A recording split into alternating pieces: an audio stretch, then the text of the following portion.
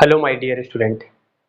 In today's class we are going to discuss about the work done by charge particle when it enters in uniform magnetic field. Okay student, in the previous lecture we had discussed about that when a charge particle enters in a magnetic field, then that charge particle will experience a force. Okay student, so today we will see what is the amount of work done by that magnetic field. Okay, so what is the formula for work done? Work done is equal to force into displacement, and one more formula as you have studied in class 11th, that is work done by conservative force is equal to change in kinetic energy. So here electrostatic force and magnetic force are conservative force. So we can say that work done by conservative force is equal to change in kinetic energy. By this way we can also find the work done. So work done is equal to change in kinetic energy. Change in kinetic energy means delta Ke. Delta Ke means final kinetic energy minus initial kinetic energy. Now student, as we see, if kinetic energy is constant, that time what is the change?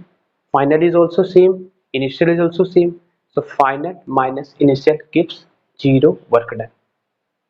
ठीक है student, इस ये जो topic है इसमें ये पढ़ाया जा रहा है आपको कि कोई भी चार्ज पार्टिकल अगर मैग्नेटिक फील्ड में एंटर करता है तो उस पर फोर्स लगता है, तो फोर्स लगने के साथ साथ उसका डिस्प्लेसमेंट भी हो रहा है।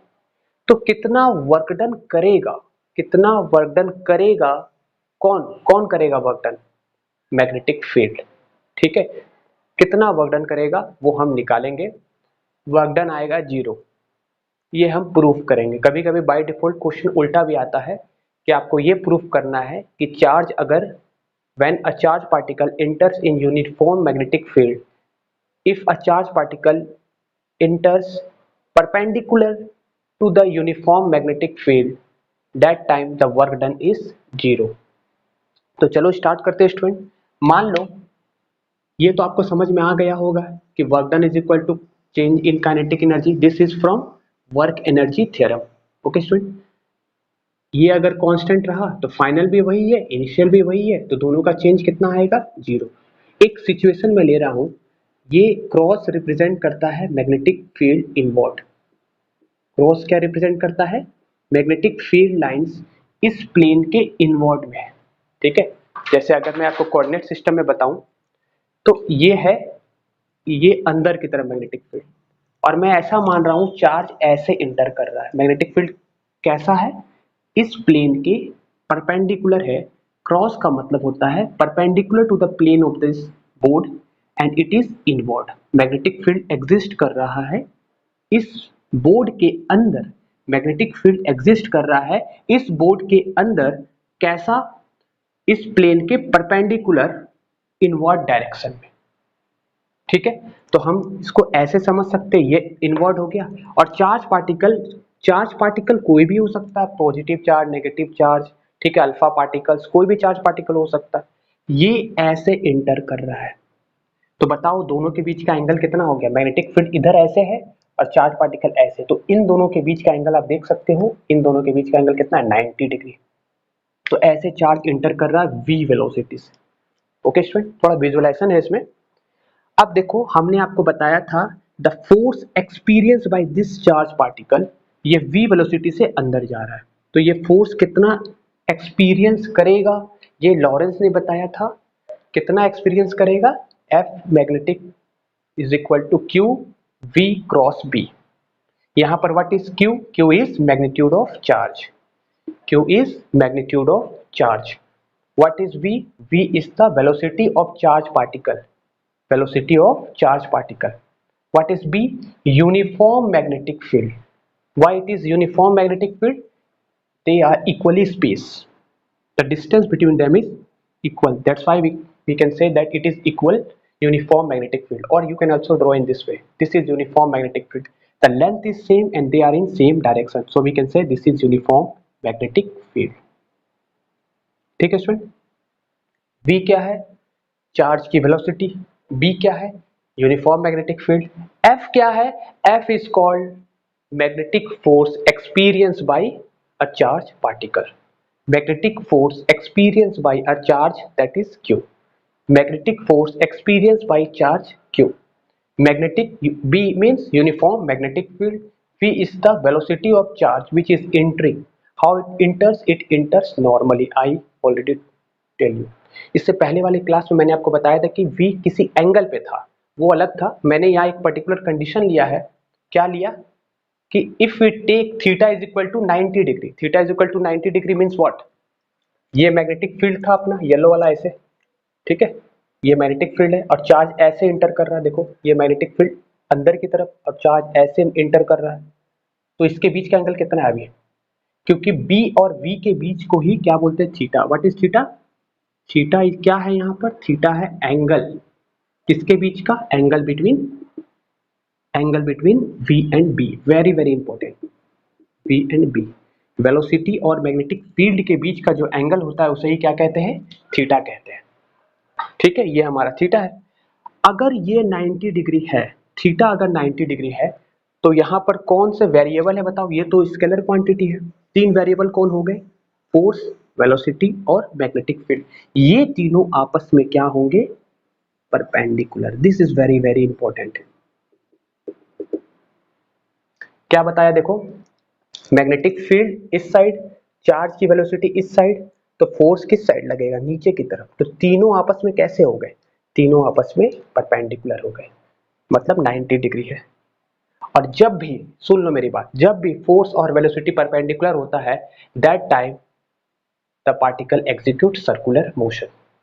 when force and velocity are perpendicular to each other, that time particle will execute circular motion। अगर इसको आप कंसीडर नहीं करते हो तो दूसरी तरह से भी इसे समझ सकते हो। देखो कैसे, मैंने क्या लिखा है, हम क्या बोल सकते हैं, अगर ये तीनों आपस में परपेंडिकुलर है, it means force is also perpendicular to b, velocity, जो वेलोसिटी है।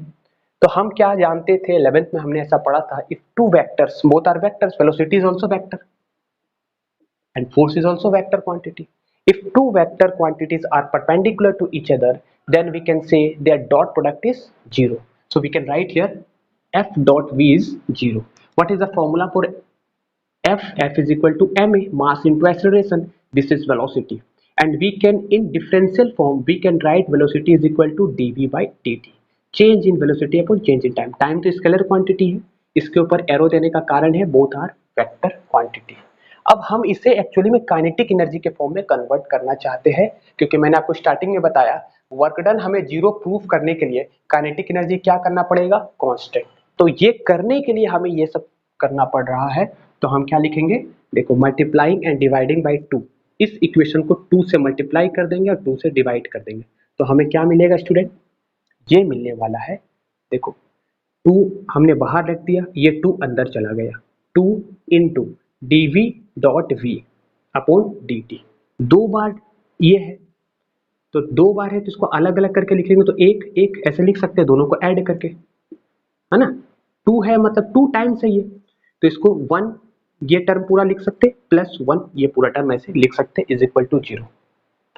अब देखो अगर मान लो दो वेक्टर दो, अगर हम डिफरेंशिएशन निकालना चाहे since D by d T अगर हम करना चाहे v डॉट वी का, ठीक है स्टूडेंट, अगर मैं इसका ऐसे करना चाहूँ तो क्या होगा, v डॉट वी क्या होगा, एक बार इसको नहीं करेंगे, u डॉट वी का फॉर्म में है ये u और ये v के फॉर्म में, तो ये इसका प्रोडक्ट रूल लगेगा डिफरेंशिएशन का, तो प्रोडक्ट रूल क्या था, v dot d v upon d t, इसको एज इट इज लिख दिए और इसका डिफरेंशिएशन कर दिए, मतलब d v by d T.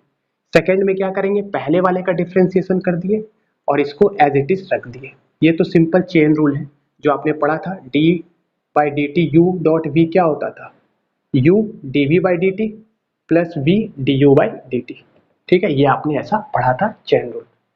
तो हम क्या लिख सकते हैं स्टूडेंट, ये वाले टर्म को, अब देखो ये पूरी टर्म को हम इस छोटे से टर्म के इसकी जगह में हम ऐसा लिख सकते हैं, ये पूरी वैल्यू की जगह में हम ये वैल्यू को लिख सकते हैं स्टूडेंट, ठीक है, आप समझ में आपको आ रहा होगा, ठीक है, इस पूरी वैल्यू की जगह में हम ये लिख सकते हैं। तो हमने इसके जगह में क्या लिख दिया, d by d t of v dot b, vector के फॉर्म में, क्योंकि वैक्टर है। अब देखो आई डॉट आई क्या होता है student, magnitude of a magnitude of b cos square. तो अगर दोनों सेम है मैग्नीट्यूड इसका क्या होगा, आई इंटू आई, तो आई इंटू आई क्या होगा, आई स्क्वायर होगा। अगर ए कैप अगर ऐसा रहता, ए वेक्टर डॉट ए वेक्टर, इसका अगर हम डॉट प्रोडक्ट निकालेंगे तो क्या होगा, magnitude of a magnitude of दूसरा भी ए, और इसके बीच का एंगल कितना, दोनों सेम वेक्टर है तो इसके बीच का एंगल cos 0 डिग्री होगा। cos 0 का वैल्यू होता है 1, so we can write a square. तो इसके जगह में हम डायरेक्टली क्या लिख सकते हैं, वेक्टर को हमने स्केलर बना दिया, दैट इज वी स्क्वायर। अब हम क्या करेंगे, m/2 को बाहर लिखे थे इसको अंदर लिख देंगे, so it will become mv square by 2। अब mv स्क्वायर बाई 2 तो आप जानते ही हो दिस इज काइनेटिक एनर्जी। अब डिफरेंशिएशन ऑफ काइनेटिक एनर्जी 0 आ रहा है, it means kinetic energy must be constant.